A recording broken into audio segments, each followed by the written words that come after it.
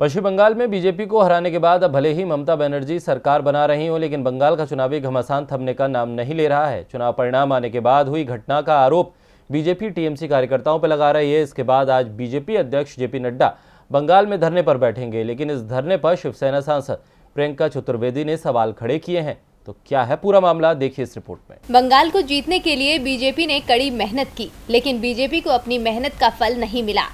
उसके बाद बीजेपी कार्यकर्ताओं के साथ घटना हुई, जिसका सीधा आरोप बीजेपी टीएमसी पर लगा रही है। इसी घटना के विरोध में धरना देने बीजेपी अध्यक्ष जेपी नड्डा आज और कल यानी 4 और 5 मई को पश्चिम बंगाल में रहेंगे। विरोध प्रदर्शन कार्यक्रम के अंतर्गत 5 मई को भारतीय जनता पार्टी पूरे देश में धरना देगी।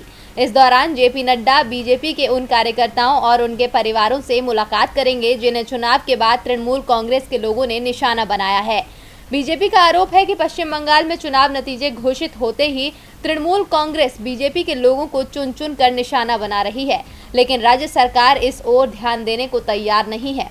ऐसे में बीजेपी लोकतांत्रिक तरीके से इस मामले को पूरे देश के सामने ले जाएगी। बीजेपी के इस देशव्यापी धरने पर शिवसेना नेत्री और राज्यसभा की सांसद प्रियंका चतुर्वेदी ने तंज कसते हुए ट्वीट किया है। प्रियंका ने ट्वीट में लिखा कि हाँ, हमें ऐसे ही सुपर स्प्रेडर धरनों की जरूरत है, क्योंकि बीजेपी को लगता है कि अभी देश में महामारी के मामलों में पर्याप्त वृद्धि नहीं हुई है।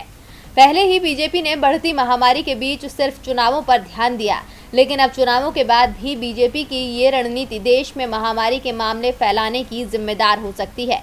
अब देखना होगा कि बीजेपी अभी भी अपनी जिम्मेदारी समझते हुए अपने इस फैसले को निरस्त करती है या इसको कायम रखते हुए महामारी फैलाने का कारण बनती है। डीवी लाइव की रिपोर्ट।